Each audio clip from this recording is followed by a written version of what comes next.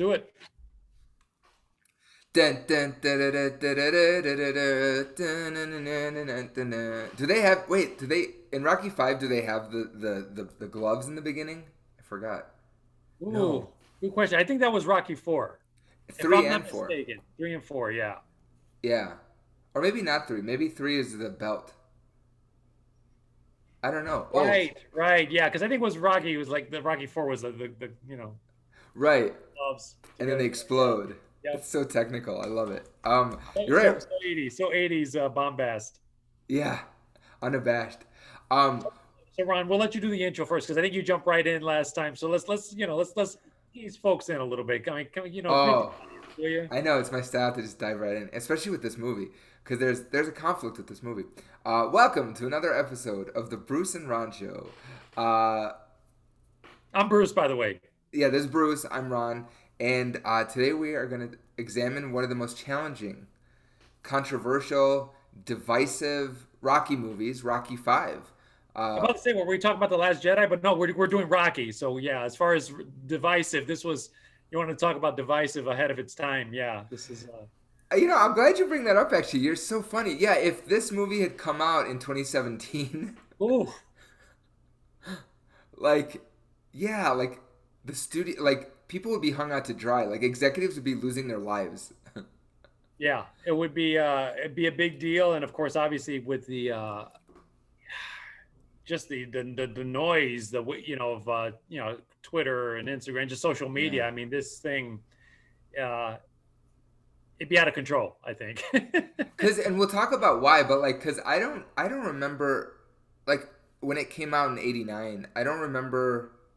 Um, I don't remember people being like as overtly angry. I just remember it was like people were disappointed. There was it felt like a letdown, like not because of quality, but because of like the content. I think.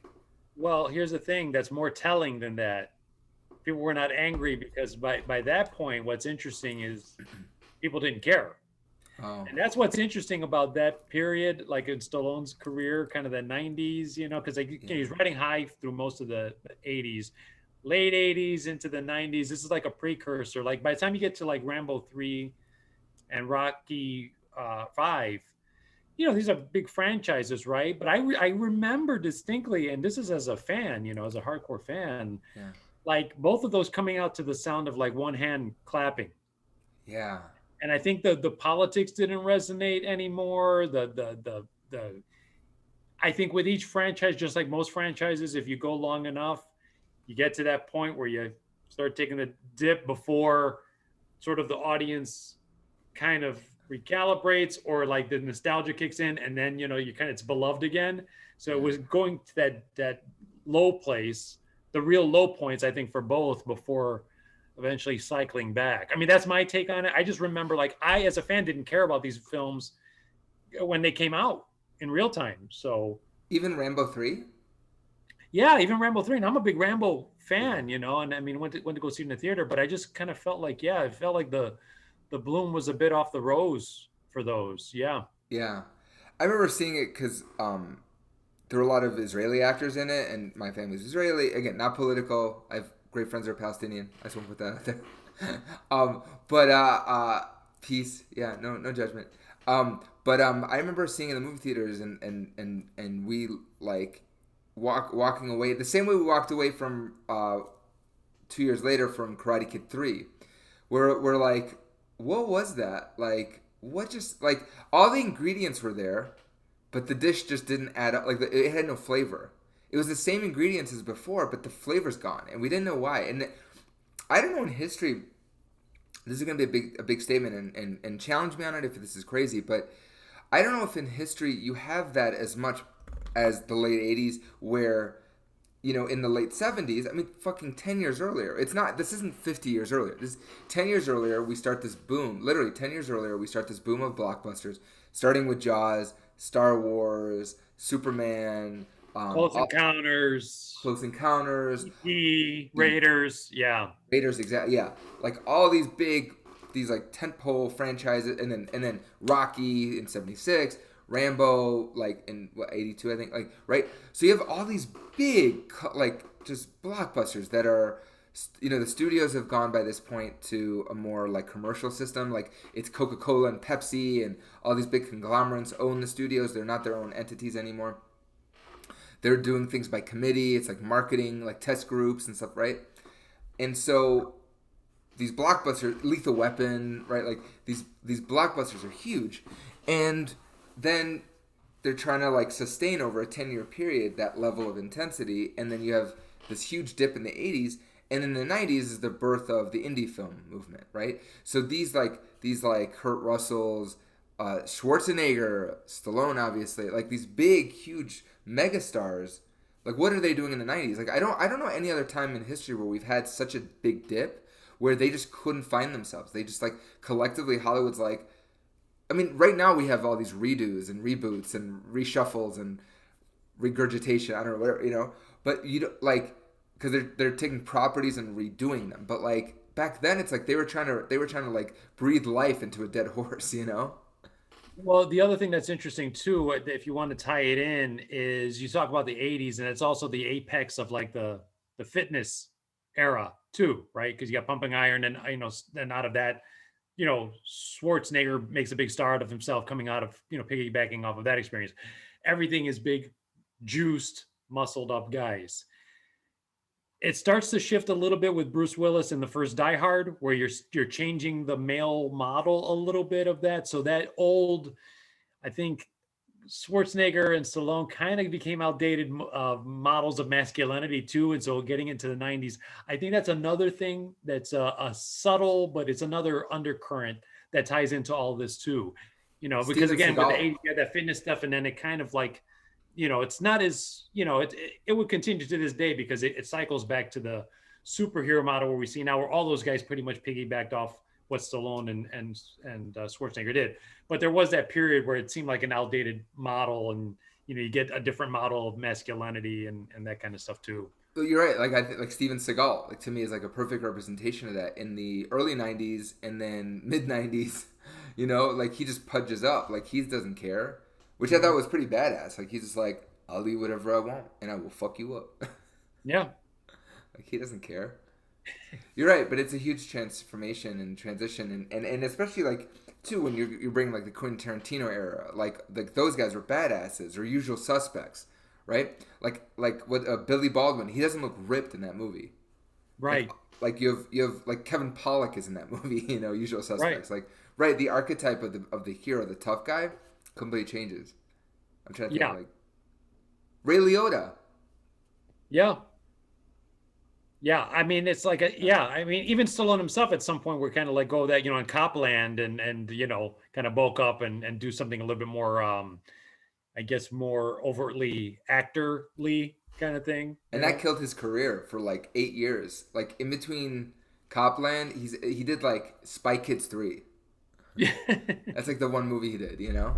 Yeah. You had Oscar, you had all these sort of like failed comedies and stuff, and he kind of floundered a bit trying to like, I guess, reinvent himself before kind of cycling back. It's like, hey, let me do what I do best, be me. Stop where my mom will shoot.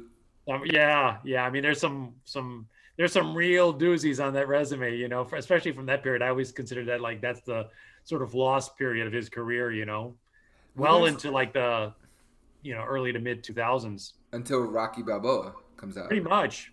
Yeah. Yeah, which I remember thinking, "Oh my God, really?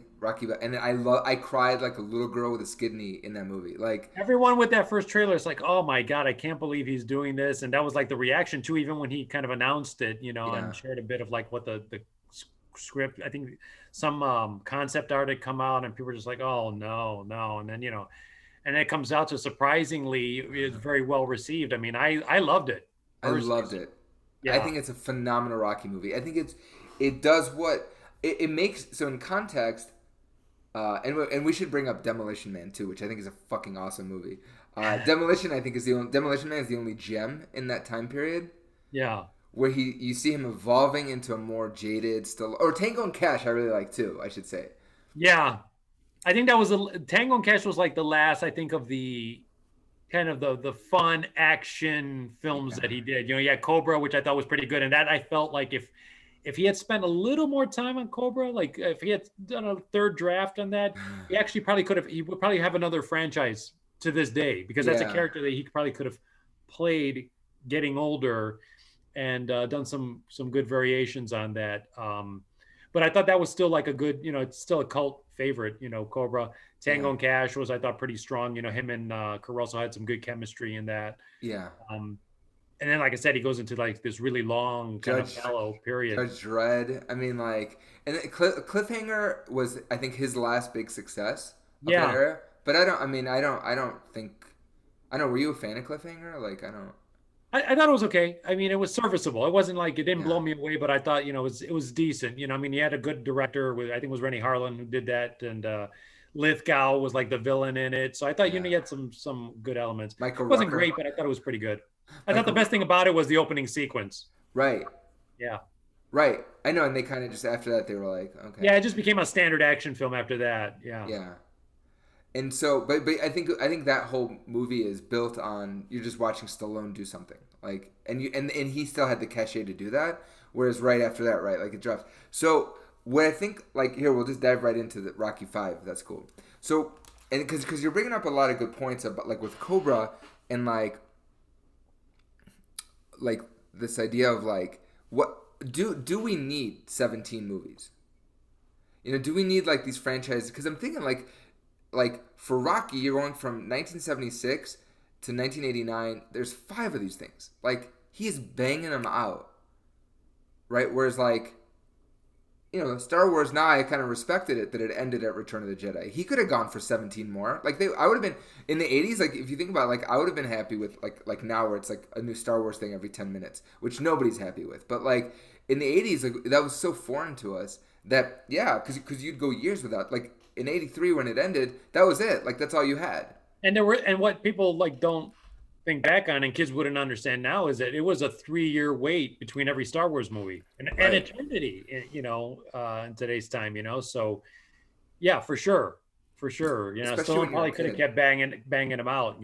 I mean, I know somewhere James Bond is saying, hey, hold my beer, and like ready to jump into this conversation, but but I that's a don't whole animal. I don't take those seriously, man. Like a post. I mean, I like Daniel Craig. I like Pierce Brosnan a lot. I thought like Timothy Dalton. I could take or leave. But Yeah. Daltrey or what I was gonna say Roger Daltrey. No, what's Roger Moore? Roger Moore. Like he was my favorite. I don't know. Okay. I know that's like blasphemous for some people. Like Roger Moore is my Bond. I think it's whatever era you grew up in. I kind of grew up in that. I grew up in the Roger Moore era, but I think I had the respect for the Connery period. I intrinsically knew it was a better Bond, but I did enjoy the Roger Moore movies for what they were. The Lazenby one, I don't think I ever like really paid full attention to. I know people say it's a great Bond film if only Connery had done it and Yeah. not stepped out of it because the film itself is supposed to be quality. The Dalton ones didn't grab me. I thought when Pierce Brosnan stepped in, it's like, okay, this is a guy who looks like Bond, Yeah. you know.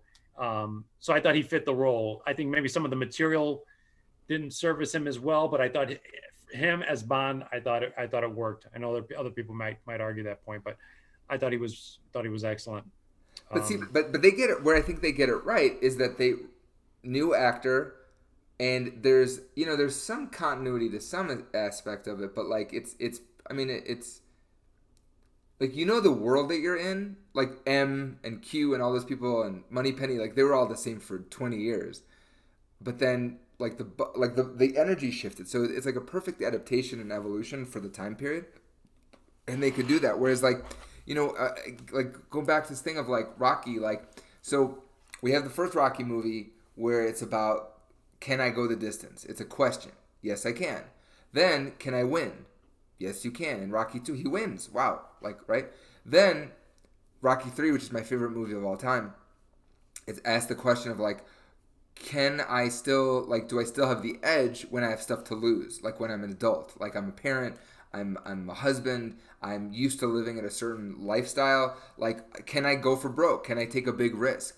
Right? Can I go for my dreams? Like do I still have it in me? Do I still have the power? Like I think it's such a phenomenal cuz after Rocky 3 to me that question of Rocky 3, can I still do the thing when I have so much to lose? That's something we carry for the rest of our lives post like 30 years old, you know? Yeah, it was also the question of which I think again the brilliance of these movies is like it always paralleled stuff that Stallone was going through at the time. I think they were Right. true to heart, you know. Right. And the with Rocky 3 it's the question of you know, there's the quest for success, but then you never see in most movies like okay, you know, it's kind of like the happy ending because you get to the success point. Right. Well, what the hell happens to you once you're successful? And so it's dealing with success. And I thought it rang true because there was a lot of stuff that Stallone also was struggling with as far as, you know, once he had gotten success, he almost had like a chip on his shoulder because of all the struggle he had gone through. So it took him a while to really, I guess, find a balance for himself. And so I think that's the big question in Rocky 3 too is like, you know, how do you actually cope with success and what does it do to you? You know, what does that, again, in terms of taking the edge off, in terms of your character, those kinds of things. So it was always interesting questions in these movies.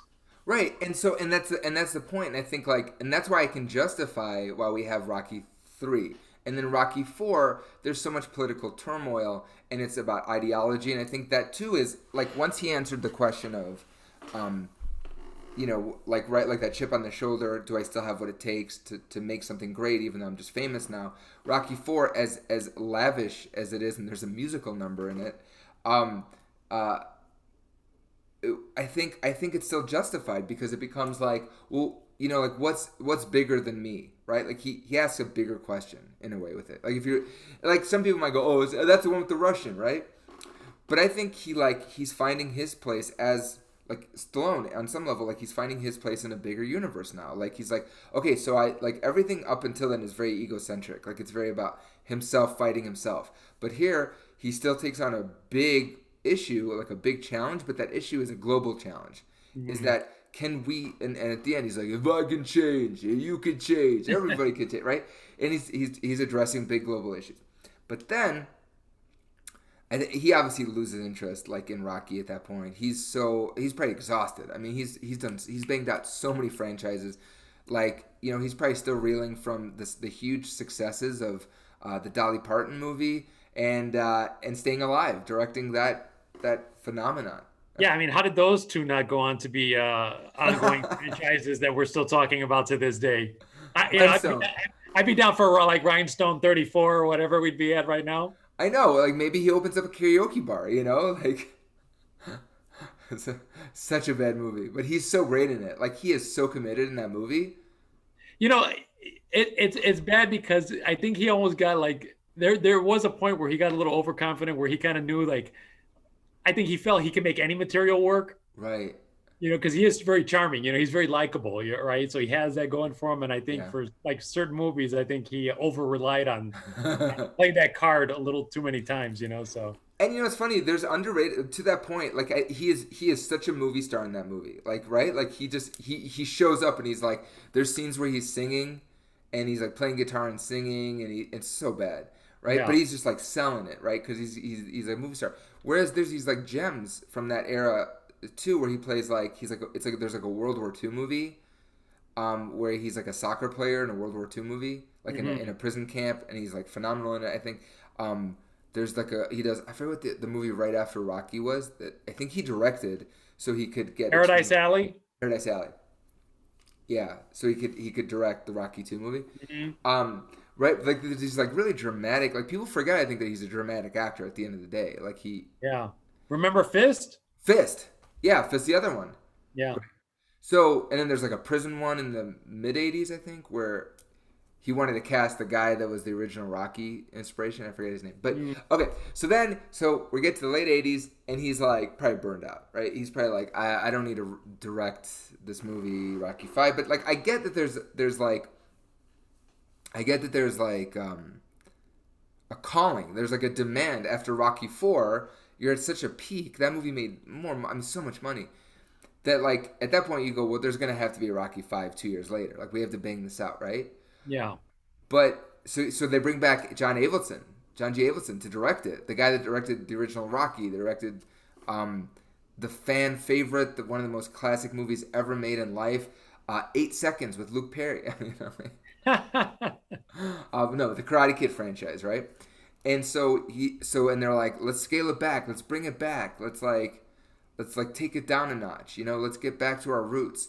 And I think at that late '80s where like there's such like frivolousness and like '80s greed to then have Rocky lose all of his money, which is all we cared about in the '80s, right? Like You, opulence was the thing.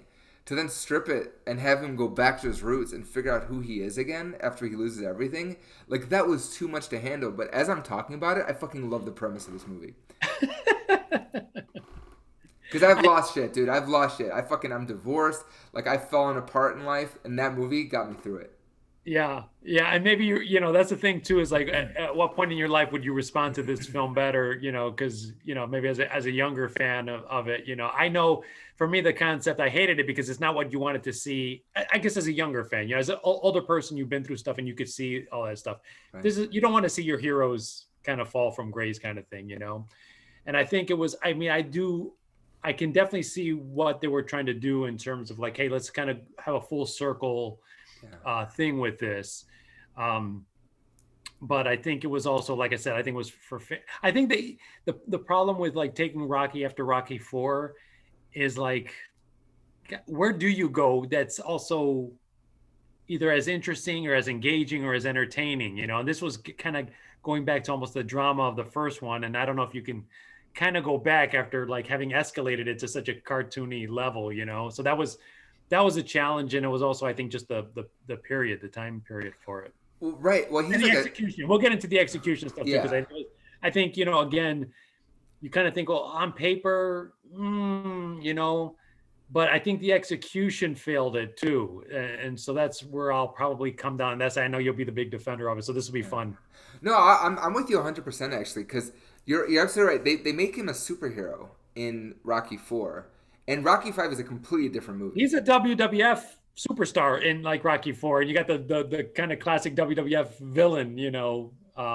in Drago. Yeah, I mean, that's kind of like they really took it to that era, and it was such comic stereotypes by that point. But because of the execution of that, it was like it was so 80s. It was like a high-speed Ferrari. I mean, it was just sleek, polished, so entertaining, the execution of that it works. And I think that the opposite is true with Rocky 5, where the execution is pretty dismal. But that's we'll get into the Do you particulars. think we could go from Do you think we could go from Rocky 3? Do you see that there's lightning? I Do you, did see that on over there. Yeah, I caught yeah. that. So if I have a power out, just know that's what happened. Oh, there it is. Do you think we can go from Rocky 3 to Rocky 5? That's interesting, and I wonder if with the timing of it, how that would have gone too, because I think the audience was still Yeah. hungry for Rocky when a Rocky 4 came out. So if you had done that concept, it's hard to tell. But I also think, like I said, by the time Rocky 5 came out, I don't feel like the appetite Yeah. was there. I feel like people felt like the well had run dry, and I think again the audience taste was starting to shift. So it was just, I think the Rocky, if anything, Rocky 5, it also suffered from bad timing, really bad timing Yeah. when it came out. Had you come out with it many years later, I don't know. Like, would the people more receptive of it? The problem with Rocky 5 is that too, it tried to have it both ways, Mm. because you try to have the serious drama, like bringing it back to like kind of serious adult issues and stuff like that. But the execution, they couldn't kind of help themselves from still trying to have a little bit of the cartoony execution of like part 4. And I think for me, rewatching it was kind of like, oh my god. I mean, I never cared for it to begin with, but watching it again is like, okay, I could see why it failed. So let's just go there, because because there's all these components. You're right. Like, but I have to say, like, to me, it still feels like an extension. It Rocky 3 has really dramatic moments when Mickey dies, and when even beautiful quiet moments where he's trying to get Mickey to train him in the beginning. Like I'm thinking backwards, but like there's really quiet moments in that movie. Whereas Rocky 4, it's just like you said, it's an '80s rock anthem, completely opulent, over the top. So, but people loved it, right? So I get what you're saying about the timing. Let's break it down. And there's a lot of comic elements that don't fit, like the Don King character. Oh god. Time put some hustle behind this muscle, like that shit is so over the top. Yeah. But okay, so for you, let's go. Let's go with let's do it. Let's break it down this way. Let's just go. What didn't work for you, and then we'll come back to what works. Okay, I think that's fair enough. I, I guess one thing is it's convoluted. As you watch it, there's so much stuff going on, right? They're just cramming so much stuff into this movie, right? Because you have the kind of Rocky's fall from grace financial stuff. Um, Takes on the mentor role, right? With Tommy Morrison, stuff with his kid going on. And I feel like all these elements, they never gel well because, it's like you could have taken each of those strands. Like I would have loved if it would have just been the story of maybe him mentoring and a failed mentored relationship. You could have made a movie out of that, and I think would have been fascinating. It's called Creed. Yeah, it is. I mean, but that was, I guess, it was a successful mentor story. Right, right. This one you could have done a very kind of like a failed one, and really tied in some Rocky themes with that. It made it very powerful story.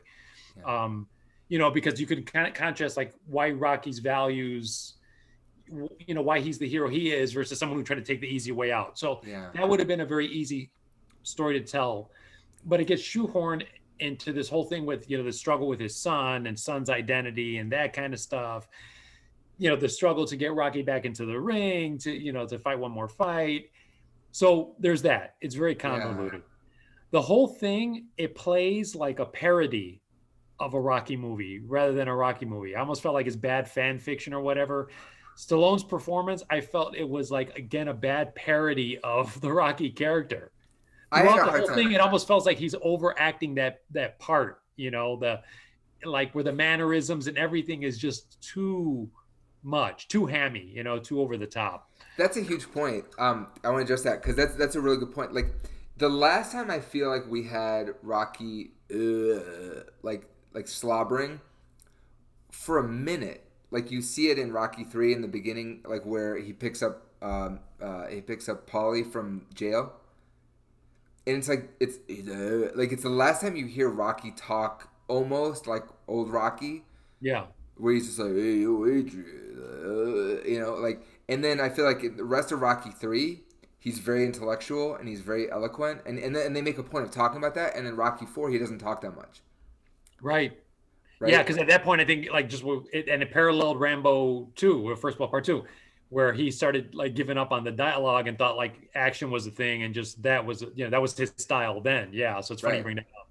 Right, exactly. And then in Rocky 5, I remember as a kid realizing like, wait, is this because of the brain damage? Like, did he become dumb again? Right, and I was like, and I think that was the choice they made, that he really is brain damaged, and so he's like which is another thread that they leave, like they address in the beginning for plot convenience, but it isn't really dealt with throughout. I mean, you could have taken those two issues, which is the brain damage, because then that's legit. You get him out of the sort of the fighting game, right, and then lead into the Tommy Morrison story, and like maybe they're just trying to mentor and stuff. That would have been enough, but it was, again, too many other elements in there, trying to be too many things, so stylistically, and I think story-wise, it doesn't really cohere. Whereas in contrast, I don't mean to be all over the place, but in contrast, as you're saying that, I really like what you're saying, because I'm thinking Rocky Balboa works on such a great level because every story grows out of the main idea of Rocky getting back in the ring. There's one idea, and then Rocky getting back in the ring at 60, and then how that affects his son, who for years has had to live in his shadow, or how does that affect Paulie or whatever. Like it all grows out of this one idea. So that's a really good point. You're right. There's 17 ideas that are. I think the kid thing, like too, in '89, I remember thinking like, come on, like 2 seconds ago the kid's like 3. Right. Yeah, I mean, I think it was a convenient excuse to get Stallone's son in it, and I mean, to his credit, Sage, it's not a great part, but I think he's a natural in terms of just his screen presence and his delivery. So I don't feel like it was an undeserved thing of giving it to him. I think he did a great job with what he could, but it was just one of those things where it's like shoehorning that in. I mean, that's a whole other separate element, like Rocky's family life. But the problem is that's not box office. So you can't just tell that story of like, okay, what happens to the boxer after his boxing life?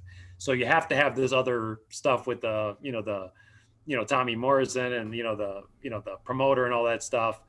So again, that's again trying to put stuff in there that doesn't work. It's kind of neither fish nor fowl kind of thing. Yeah. This movie. So I think that's why also it's just it's like as I watch, I'm like, this thing's a friggin' mess.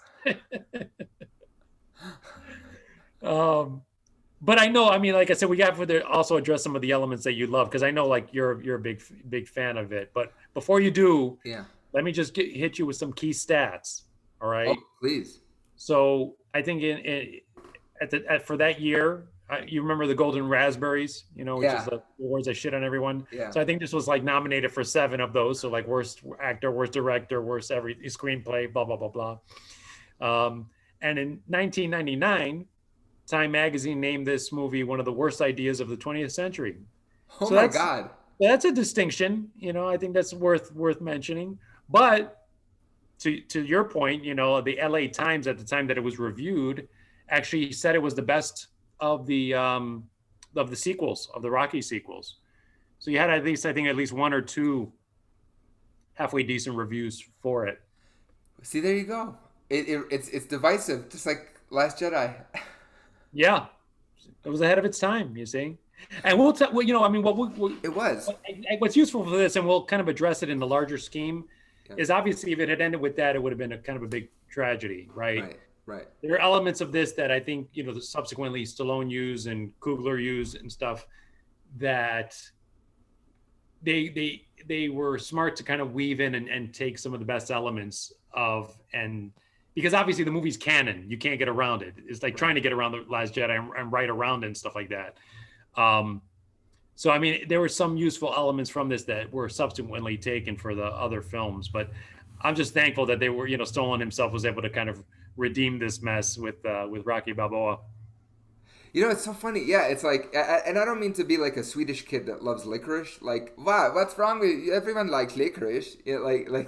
No, not everyone likes licorice. I get it. Like, and it's fucking gross. But like, but this movie I just love so much. Well, let's conversely, let's get into Yeah. the stuff that you love. So I love and I loved it back then. Even like I was, or I should say, I remember as a Did you see kid. this theatrically, by the way? I have to Yeah. add, like, let's set the stage for it. I never saw it theatrically. That's how disinterested I was in the concept. And Wow. when I saw the reviews and stuff, I'm like, oh my God, so it just didn't grab me. That at that stage, it's like a Rocky movie with no fight, like, no in-ring fight. Get the fuck out of here, man. I don't need that. See, I remember reading about it before, and I couldn't wait because I was like, they were. I read an article that he died. I was like, Rocky's gonna die in this movie, Mm. and I remember I saw it with my cousin, and I was like, I told her she like, took me to it, and I was like, dude, I'm not gonna cry. I'm not gonna cry in this movie. I'm not gonna cry. I didn't think about this until right now. I remember I was like, oh my God, what if I cry? Like I was prepared to cry. If Rock, because I just loved Rocky so much. And so when I saw it in the movie theater, the big thing that disappointed me, and this is just how fucked up I was at the time, was just that he lost all of his money. Like to me, coming out of the '80s, like I know with like Back to the Future, what's his name? The guy that played Glover, the guy that played the dad in Back to the Future, Mm-hmm. right? Like one of the big he was in like embattled. No, he was stuck in a lawsuit battle for years with Bob Gale and Robert Zemeckis and stuff because he got out of his contract and he was trying to sue them. I mean, it's a mess. Like you can look it up, like Back to the Future and like the guy that plays. Oh my God, I'm like blanking on all these names right now. Like the guy that plays George McFly. Mm. I can't believe Crispin Glover. Crispin Glover was like trying to sue the studio for like the likeness they used in Back to the Future 2 and so. And the reason he pulled out of Back to the Future, I guess, was because he didn't like the ending of it. That they all became rich at the end. He felt like the story should be that they all found like love and happiness as a family, but it's not because of money. Whereas and we have different opinions on that. I think but regardless. So in the '80s, you have this '80s greed is good, Wall Street Yeah. stuff. Like you have this opulence, like it's all about the fancy cars and people had money and all these things, and And the cocaine opulence. the cocaine. First you get the money, then you get the power, you know, right? Then you get the cocaine. But like, so for me, that it was such a hit where Rocky loses his money, Mhm. right? It felt just so drastic. It felt so terrible. Like, and I was 9 years old. I was like, what? Like, what do I know about money? But I remember I felt so horrible for him. But the flip side was, you know, like in like story wise, you've ended on the superhero peak where he is a god. Like, excuse me, Apollo Creed dies at the hands of the Russian, and he's able to go forth and rock it. So the impact on his brain, like having him start the fifth one with impact, where he's got like the nerves are like shaking and he can't remember where he is, and he's like, I just want to go home, Mick. Like that to me, wow. Like out of the gate, that is a phenomenal premise for the fifth one, and it's not where I expected, and it's just like it completely threw me in a different direction. I was like, that is bold as fuck. That you Mhm. go from the height to losing everything. What's a bigger challenge? Right? Rocky's all about personal challenges. So like everything's always personal. So what's bigger than losing everything? You know, I didn't like that it was Polly though. I will say, like that to me, I think that was for me really hard to walk away from, and to have Polly in the house at that point. Yeah. And Yeah, so they, it's funny because I was going to bring that up too, rewatching it. I'm like, that has no credibility whatsoever. You know, like somebody damages your family to that extent and they're still kind of, you know, around and all that. So yeah, I didn't buy that at all. and they look at him, and they amped up his annoyingness in that movie too, and that like Exactly. he had no hubris. Like he's basically, I mean, he's not human in that movie. Like he has no hubris. He's no humility. Like he has no that character goes nowhere in that movie. So I will say like that made me think he's just a villain in that movie. Whereas Yeah. in every other movie like oh my god, like the moment in Rocky 4 where he's trying to help, like he's trying to like inspire Rocky at the in the fight, or they hit the one in the middle, where he's like hit the one in the middle, you know. Rocky's like, I see four of them out there. Hit the one in the middle. Like, he felt like he grew, but like this movie, he's the villain. Like he's the Yeah. villain in that movie. He fucked up everything. Very unlikable in this. Very unlikable. He's awful, and yet how would he have the power to give the power of attorney to someone else? Like it's just not logical. No. But there's this scene that I can think of, like, so Adrian finds out that, you know, Polly does this thing. I thought I was doing smart business. On my life, Rocky, I never stole from you. And then he leaves, and then Rocky and him are still friends. Like, Adrian pours him, like, when they're having dinner one night, when Tommy Gunn, Adrian, like, pours, like, his vodka in it. Like, she's an enabler. Like, she pours vodka in his mug. Like, I don't get it, you know? That was my biggest gripe. But that being said, what I love about this movie is that it's so real. Like people lose money. Like this happens to people at the top of their game, and again foreshadowing what's going to happen to Stallone in the next 10 years. Like his stock is going to go down. So I thought that was a great premise. I loved the danger at the time. Like I bought in. I know it sounds silly, but I bought into the danger that if he gets hit, he's done. Yeah. That felt like a big threat because, and then they're and they shot a version, I guess, or they wrote a script where he dies, and they were like, we can't, this is too much. Yeah. I And did so hear that. Yeah, like that they toyed with killing off the character and they you know, ultimately they wouldn't commit to it. right, so that's horrible. But like, you know, like I can't, but like I love the danger because I went into that, and I think I still share that experience where I went into the movie thinking he's gonna die. Like because I read an article where they said he's gonna, like they charted the scene. They were like, he's sitting there by the statue and Adrian's there, and he's like last breath kind of thing. So to me, like I was invested in that first experience. And I know I'm not saying anything great though. I'm not like, you know, there's that scene where blah blah blah. I mean, for me, my favorite scene is where he goes to the to the gym, Yeah. where he and we don't know. There's a deleted scene right before it where he's drunk and he makes a fool of himself, and I'm Mhm. glad they cut that. But so he's drunk, he's in the thing, and he does a flashback with Mickey, and it's literally almost like word for word what Cus D'Amato said to Mike Tyson in like an interview from like the early Mhm. '80s. They like literally copied and pasted it, but he's Yeah. like, "Nature's smarter than people think." Like I love that speech. Yeah. You know, and he's like, I'm an angel on your shoulder. I'm gonna be like, get up, you son of a bitch. So when I'm like at rock bottom, I just keep thinking, get up, you son of a bitch, because Mickey loves you. And I'm like, dun, dun, dun, dun, dun. I love that. And I have to say, that fight at the end is a fucking brutal brawler fight. He goes back to his roots and he still wins. I love that. I love that. It's dangerous. So those are my big things I love about this movie. Well, I mean, more importantly than all those good points that you bring up, what about that banging '90s soundtrack? Go for it. I can see it in your eyes. Go for it. And then there's a remix of Take It Back. Do do do do. Take it back like Oh, before. Yeah, it's fucking great.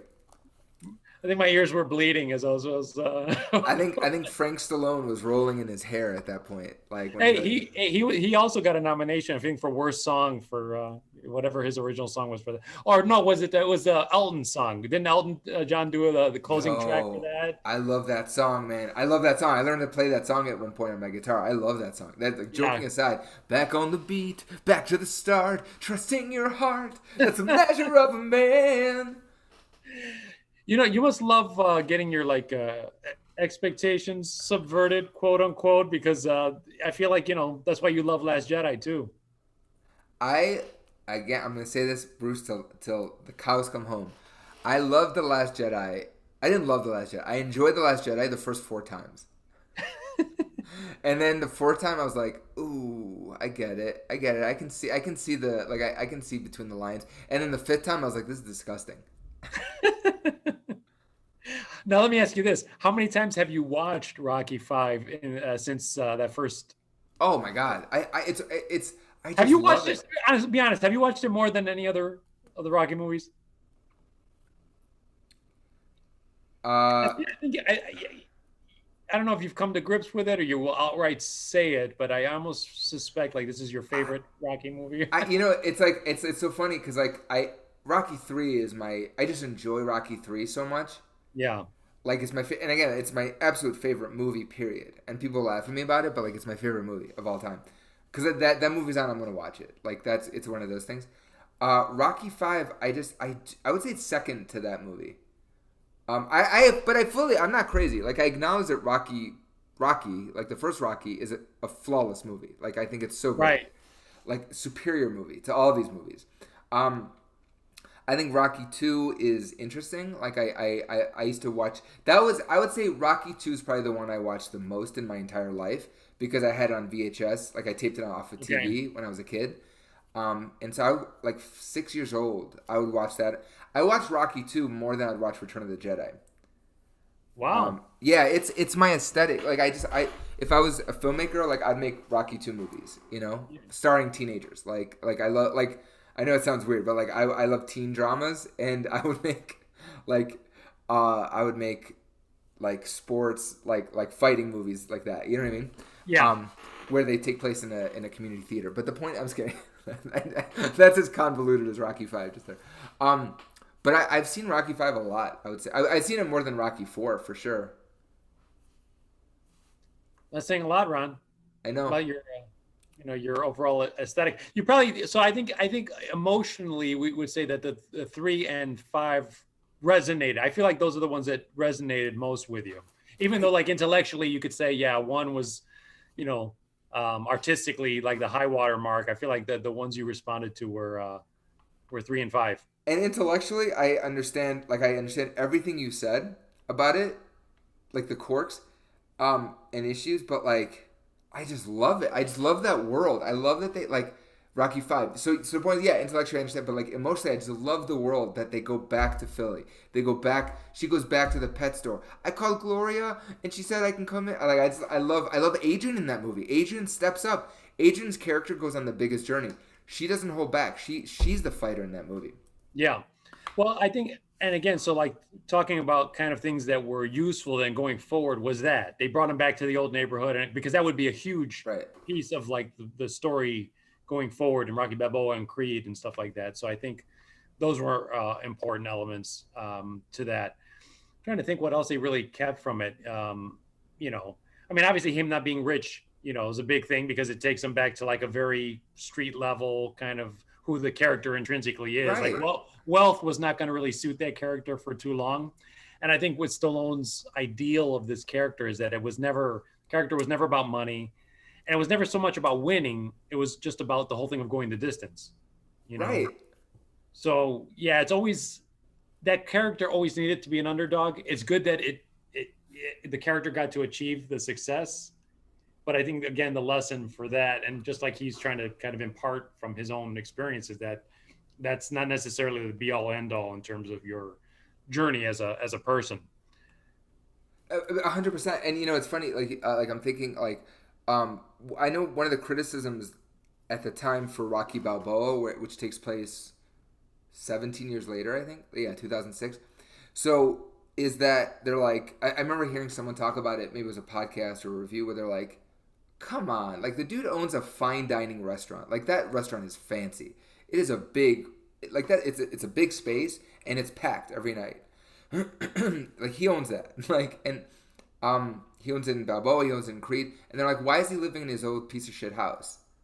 Right. They're like, he's not. It's a good question. It's a good question because I even thought that with the Creed movies is like, okay, he helped manage this guy to success and stardom. Obviously, that guy in this modern era of boxing would be theoretically getting paid a shitload of money. So why is he not in better living conditions? Is it just as you can? I guess you could defend it as by choice or whatever, but it's kind of like, again, it's a plot convenience just to kind of keep the character, I think, Grounded. kind of grounded. Yeah. But it's so but it's true. I mean, like, right, like I had a hard time. I had more of a hard time with it in Creed because I could justify in Rocky Balboa because Rocky Balboa it's where he lives with Adrian and he just doesn't care. Like maybe he just doesn't care about the house. Like he likes it. It's fine.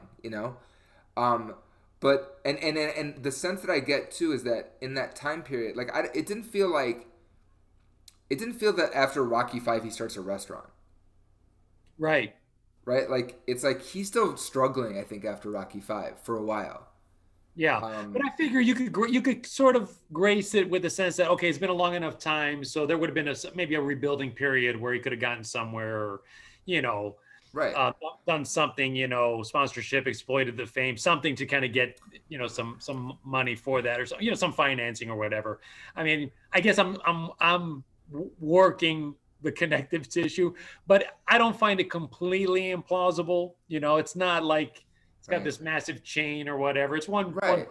like okay, I can kind of buy that. Right. But by Creed 2, you're right. By Creed 2, there's like no reason. No, there really isn't. By Creed 2, it's kind of like this guy should really be back in the lap of luxury, or like Yeah. obviously, you know, um, he should be kind of set up. Adonis should have him set up with something. So Yeah. So these movies are flawed, but we love them. But I think it's funny. Like in this conversation, I'm like, I'm not selling Rocky 5 that well, and I just think I think it's really easy to get in the weeds of it and in the nitty gritty of it, right? Like the relationship with the son doesn't work for me at all. Like even though you're right, Sage Stallone is excellent, and I loved watching that movie.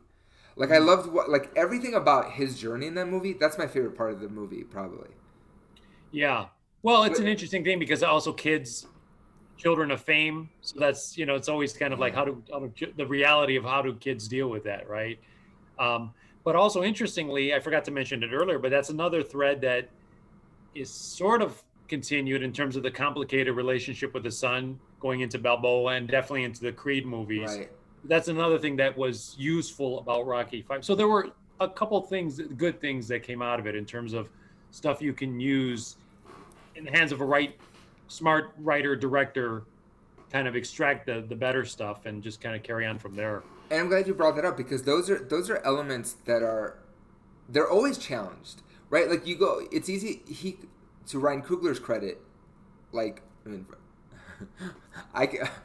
Ryan Coogler deserves like every credit. You know what I mean? Like I think that guy's so spot on with everything he does. But with I love that like in Rock or in Creed in the first Creed they talk about the son, which I really still don't know. Is it Rocky Jr.? Is it Robert? Like I really don't know the guy's name. Right.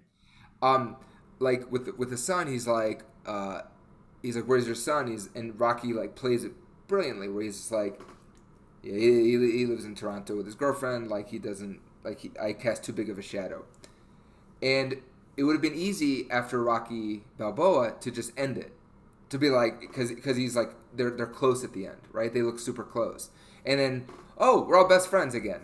But like every one of these movies, like none of the movies end like finitely, and that I think if anything, I think this episode that we're doing today, is really about the necessary function of a franchise, right? So I love that. So okay, was Rocky Five a mess? Totally, but it serves such a bigger vision and such a bigger purpose, where we don't get these other amazing movies without it. It fulfills a void, so I can justify its existence in the canon. I can justify its longevity, right? Whereas the thesis really became after that point, because there's an equal amount of movies after that, right? There's five, Balboa, Creed two. So yeah, so you're like five is like right, like it's right in the middle of it. It's jam Yeah. packed with right. So it's equidistant. So there's four before, four after. So it's like, um, I think its purpose is to set up that from here on in, we don't just skate on values. Like we don't just skate on our laurels. Like we don't. If I've made a if something has happened in the last movie, that we don't have to keep it. Right? There's an inherent danger in all of these movies now. There's always the risk of losing, and I just love that in this movie. It's not easy to watch. It's not popcorn. It's not just like a popcorn Hollywood like bullshit fluff event. It's just, but it's like a challenging movie again. Like they brought it back. So I think it's just like for what it does for the series, I think it's just excellent. Well, and the values too, as part of the whole franchise as a whole, they're always going to work. There's just Mm. kind of there's a thing about that, the human spirit, the sort of the underdog thing, the kind of never say quit Right. thing about that. All that stuff is always gonna work. And also now it's become a multi-generational thing, obviously with the Creed, with the passing on of the Yeah. torch and those kinds of things, and how things kind of the themes of life cycle, you know, back around. Also, But you uh, see, we're able, because of Rocky Five. My thesis is, because of Rocky Five, we're able to remember again the depths of this character and the values that he displays. Right. So Rocky Five, total shit show, right? Because they, like you said, like they're putting in the mentorship that doesn't work because like Adrian fully says it like on the nose. She fully says he doesn't have your heart. mhm. You could have all of Mickey's training. He doesn't have your heart. You are different. And then it's like, well, what do we do with that? Like what? Like we so then it rightfully so we have. Does that heart? Does that belief? Does that value sustain in your 60s? And as it proved, it does, right? But then it's like it's harder to believe that physically can manifest. So can you teach someone else now the next step? Can you generational? Can you bring in the next generation? Are we so far removed from the next generation at any given point in life? Well, he finds someone that isn't the case. Like Creed, like Adonis represents. Like I think he's very passionate and very loving, right? So he finds a like-minded spirit. So then it's like, well, you can still give back to the future, and we're not. This generation's not all fucked up, and millennials are different and weird, right? So I think Rocky Five ushers in this era of Rocky movies that are have depth and are not just cartoons. Yeah, and I think with the thing with Rocky Five, if we can just give it some credit, is that the at least that bold step that it took in Right. taking it back, scaling it back from a cartoon level to back to a character level, was what enabled the subsequent movies to do that. Because I feel like Balboa, in a way, is a more successful take on the Rocky Five concept, if you want to go there. Totally. It dealt with similar things in terms of loss, and obviously the most serious loss for him, which is the loss of his wife, and aging. It was a very kind of that first 20 minutes of it is actually some really deep stuff, like really, really, hard hitting emotional things. Um, but you always have to thing with the Rocky film is that you can't deny that it climax or wherever the story piece, it always has to get resolved inside the ring. The whole thing, and that's why the Rocky Five, I think, ultimately also failed. Is like Yeah. Balboa recognized that okay, you can kind of do the drama, kind of cycle it back against the first one, which is what Five tried to do, but you need the payoff of the fight, because that's what it ultimately is. It's a boxing movie, so you need that for the audience and for it to play on a big screen. So I think Balboa took those probably the better elements of that. Rocky Five enabled what the next series of films became. So for that, we can give it its due in the long haul. And I think that's what it's funny. Like you look at again, same director, John Avildsen. You look at the jump from Karate Kid 1 is very like it's very colorful, very energetic, very 80s. Karate Kid 2, they go to Okinawa, and it's like, there's this other culture, but it's still very romantic. Like, it's very, like, I am a man who will fight for your honor. Right? Like, it has this, like, 80s, like, romance and, like, almost like Vaseline gloss, Like on the lens almost, right? It's so cheesy. But it's warm, it's friendly.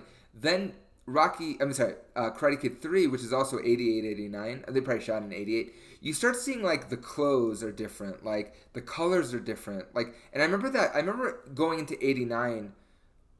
You had a lot of like a lot of neon and stuff, but I remember too, like, I grew up in the suburbs of Chicago. I grew up in the north suburbs. And like the like hip hop culture was even like making its way, and we were listening to Pump Up the Jam, like like mainstream hip hop, sure, but like I just remember things like having like I remember getting like I had a big Raiders jacket, like a black Raiders jacket, as opposed to the year before where I had like a neon jacket, like it was neon yellow and blue, and here I had like a Raiders jacket, and I was like. My friends were listening to NWA and like all this shit. You get into 1990 and everyone's wearing black and dark and and so Karate Kid 3 has that element too, where like it's starting to get darker. Like the tones are like more earth tones and not as like bright and vibrant. And then the way that like the last fight in that movie is like 5 minutes. They like fully say you don't have to fight everyone anymore. Like they're like returning winners will just go to the end, and it's like that's how it felt. It felt rushed, and it felt unearned, and it felt like we just like the penultimate experience that we're looking for, a big fight where we have to train and we have to like get over ourselves and fight in a different way than we did the year before or the movie before. Like we got robbed of that, and so I get that. Like that sucked, but to me, if you look at just the fight on its own, it's brutal. They're bleeding, like it's like when they're bleeding, it to me it's like it's so different than when they're bleeding and there's like a cut guy and like and there and like the water and there's breaks. Here they're just like boom, boom, boom. But you know what is? I just need the mute button during that scene because the soundtrack kills it for me. It's horrible, and some of the editing, the cheesy close-ups on the spectators and you slow mo and all that stuff. It's just, like no. Oh, it's like every bad cliche. But to kind of tie it in with again your other favorite movie of all time, Last Jedi, it's like Rocky without a boxing match is like a Star Wars movie without a kick-ass lightsaber scene. It just does not work on the same level. And the other thing we'll have to do is we'll have to definitely do a podcast on Karate Kid, because it's funny because the parallel with Rocky is actually, especially now, it's really, really stunning because you talk about the Karate Kid 3 and like that being the low point. And even like, I felt like Ralph Macchio's performance in that was also just another, like he was really like the heel in that movie. And it's like, it's almost like just as bad parroting like what Stallone did in part 5. But then here you go, you have some sharp writers down the line that can still extract some of the best parts and still, because it's canon, use that. Like, for example, they're going to bring back Terry Silver. I was going to say. Dying for her.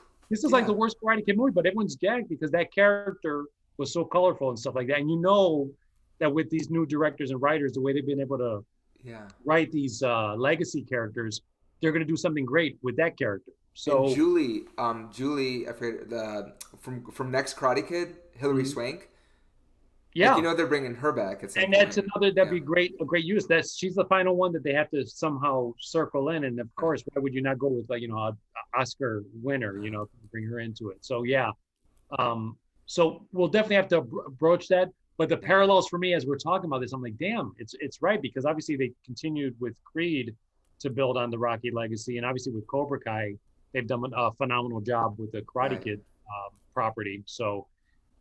It just goes to show that it depends on the creative behind it. Like I think they should honestly do I would say, my instinct is to say a Hulu series of the A-Team, not a movie. I don't think it works as a movie. I like the movie though. I forget who the director was in that movie. Carnahan. canon. I don't. I like the movie a lot. That came out in the early 2010s, but like I think they should do a gritty Hulu, like not Netflix. You know what I'm saying? Or Right. like an Yeah. HBO Max. Get a H, good creative team behind it, and then make sure that each of the characters, just like the 80s characters, that they stand out, that they're colorful, they have charisma. yeah, But yeah, make it a little grittier, a little maybe less over the top and cartoony. And yeah, I think the concept would still work because the concept's good. A good concept will. That's why with these properties, you could right. keep doing stuff as long as you get the right creative team, the right people behind the property. And case in point, Stallone and John G. Avildsen were not the right in 1989 or probably 88, right? Like that when they're not the right people for that job. It's like Lucas was not it, and it's his property, but he just was not the right guy to handle the prequels. Right. And here it is, it's the original guy, but he was just out of touch. And I think Stallone and Ableton were very much out of touch with the times, and it was almost like the old guy trying to be cool with the college kids because they're trying to integrate the hip hop and all this stuff, and it's just like, oh no, Yeah. no. So I feel like that's how it plays, but there were a couple other things I just wanted to bring up real quick while we're still Yeah. on the Rocky thing. One, talk of a Rocky prequel as a series, Yeah. right? So we have that. But what I'm really excited about is the director's cut of Rocky Four. Right, which is coming out soon. When is that? That's like next few It's months. probably like later this year because that would Yeah. mark the anniversary, I think, of it. Yeah. So that I'm excited about that. The prequel, I'm like, I don't know because I mean, I guess there isn't a story you can tell, but again, it depends on a creative. I As far as what Rocky was, what his teenage years were like, but who knows? like who cares? Like that to me. Like Star Wars at that time. This is the thing. Star Wars, if you when you only had 3 episodes, like 4, 5, and 6, like a prequel was like, oh my god, I'm dying to know because it was such a new world. So how do we get to this world, right, where Yeah. everything is so fucked up? So I do want to see, like, I did want to see the map. How do we get to this like imperial takeover of the galaxy? Like that's interesting, right? Or more time because we kept being promised Jedi's that were awesome, and we really Right, didn't see awesome Jedi's, right? right, So I was like, oh fuck yeah, right? So you have a minute of that in Phantom Menace with the lightsaber fight, and then yeah, it falls, it shits the bed. But with Rocky prequel, and I love Rocky obviously, and like I didn't go see I didn't see the Broadway production, but I saw it on YouTube. Like that's how committed I am. yeah. And I can't lie, I directed Superman the musical. It's a bird, it's a plane, it's Superman in 2008 with my buddy Brian, who was 5'6", and he was excellent. He was an excellent Superman. But I would like Rocky. Rock. I mean, like I would direct. I would direct. I saw that Musical Theater National has the rights. You can license the rights. So Bruce, I'm gonna put a wig on you, and I'm gonna direct you in Rocky the musical. But like I would do it. But I'm saying like I'm such a fan. But to me, like that's fine. That's not canon. It's like it's a different. It's like a different world where Yeah, you get and as a theater director, like that's cool because like I would get to play in that world a little bit. A prequel, so many movies have happened since.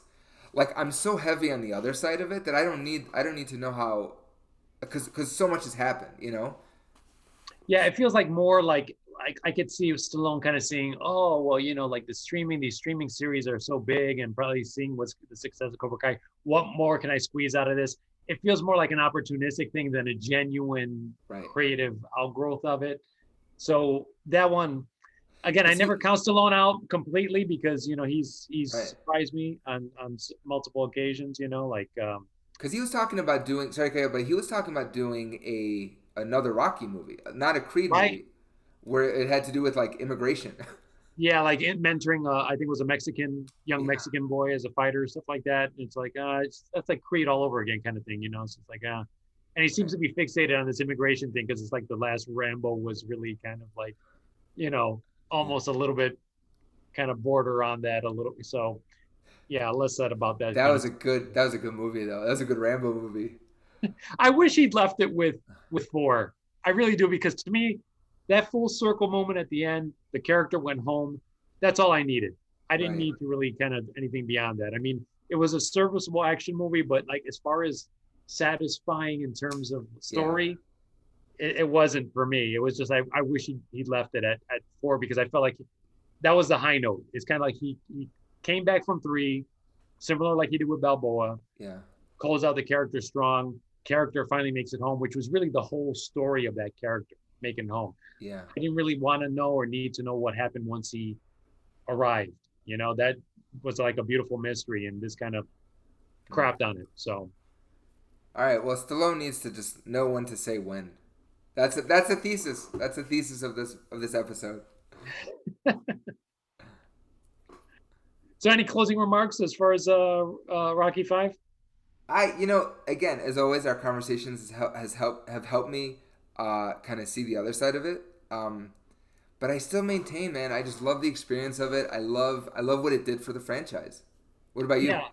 No, well, yeah, I think we were just at different stages and ages for it. Whereas maybe it was more impressionable for you, and I think for I was kind of I think maybe late teens, early 20s, maybe by the time this thing came out. So it Yeah. was, I think my sort of golden period of Rocky was those kind of the first 4, and really the ones that I grew up with were 3 and 4, right? Because the other ones I was kind of way too young, but saw them subsequently on TV and cable and stuff. But I mean, those first 4 were like the ones. It's almost like the OT, the original trilogy or whatever. Um, and then I think for that, the concept never grabbed me. So it was never, I can never get that connection with it.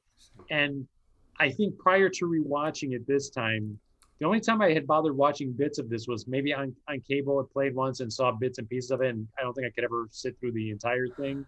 So it was never a favorite. Um, but I think if you were to remove it, you don't have that connective tissue to the next piece. So it does have a place in the larger picture. But you're so right, though. I was thinking about it. Like, would we not get everything we needed if we just did, like, let's say they didn't do Rocky 5 and we go from 4 to 6. I mean, like, obviously, 6 would be fine. Right. But so we go from 1987. Is it 87 or 84? I think it's 84. The Was fourth. when Rocky 4 came out? Yeah, 4, I think, was 85. 85. Okay. Yeah. So we go from 85 to 2006. I mean, that's solid. That's 21 years, right? Like, that's a solid time span where that would have been mind blowing. And in that time, we have a little bit of like a montage sequence of him losing his money, getting back up on his feet, like seeing the growth of that, the transition of that. Even maybe not going to 2006, but maybe ideally going to 1996. And Yeah. doing that same movie where it's all about him getting back in the ring after having like so maybe you do like if they had the Marvel technology where they de-age him and they do that scene from Rocky the first scene of Rocky 5 when he's in the shower, and not that scene, you sick fuck, you know what I'm saying. I'm about to say, I think I know the real reason Rocky 5 was your You favorite. texted me. After Yeah. watching it now, I totally get it. Yeah, you're like, I get why you like this movie so much, I And mean, for our listeners, if they haven't seen it, there's like a blatant kind of a bare-assed shower scene of Stallone in the beginning, and I think really that's kind of where Ron got fixated on. it's so gratuitous, his ass in that Gratuitous is scene. what I'm looking for. Yeah. It's so gratuitous because I would much rather like I ain't no filmmaker, but like I would much rather like they cut back from Tony talking. He's like, "You made Apollo proud," and Tony's packing up stuff, and Rocky's in the shower. So like having a shot where like a close up where Rocky's just like, "Oh fuck," like I'm in pain, and then cutting to Tony, and then cutting back to Rocky on the floor, like Yeah. shaking. Like instead of him just sitting there, like his hands are like he's like put Like your he's hands in on the wall. prison, waiting Yeah. for some like special moment or whatever. It's been a while. Yeah, so gratuitous. But so you have that scene, and then it goes 10 years later, and the impact of it, like, and like almost like the montage in Rocky 3, where the same way where it's like you see him growing, now you see him like de-escalating, like he can't fight as much anymore, and he's losing money, and the sponsors pull out, and it's a slow burn over 5 years. It's not Yeah. just like literally, because it feels like it's the same month that they sell the house. It's the same weather. They sell the Right. house, and then they're in the old house. Like I don't. Yeah. Yeah. Yeah. It's like in the space of like a week. They go Right, from like mansion to like the poor back to the poorhouse. Yeah. right. It's literally it's like New Year's to like January 6th. Like yeah, so I would say like yeah, you could have that in Rocky Balboa and get everything. Hmm. So I get that, but to me like there's still the great moments. So I still if our listeners are curious, go watch Rocky 5 in my opinion. It's an interesting experience. Yeah. Yeah. Be the judge and then let us know what you think. Be the judge and the dread. Oh, they'll dread it. All right. Yeah, I have never seen that movie. The I'm trying to Stallone Judge think. Dredd. Yeah, that's another one. I think like that that Rocky Five Rambo three period marked the beginning of us that long drought that I think I didn't watch a lot of his stuff, just because it was just it was such a disconnect. He was so out of touch. Sort of. Like there's one with Antonio Banderas. Assassins, I Yeah, believe it was. that's Yeah. the last one I remember from that era. Yeah. All right, well, thank you for watching another episode. Hope you enjoyed us just rattling off. This definitely felt. I don't know. This was I'm so passionate about this movie, but I felt like we just kind of explored everything under the sun that we want to talk about Rocky in general. You know. Oh, for sure. 'Cause I think we were long overdue of wanting to kind of capture the Rocky thing, but I think Yeah. putting this in context was a good kind of envelope for the whole Yeah. thing. For sure. All right, so thank you for watching. Stay tuned for more. Uh, I think, yeah, I don't know what we have next, but more good stuff. It'll be good. It'll be good. Peace.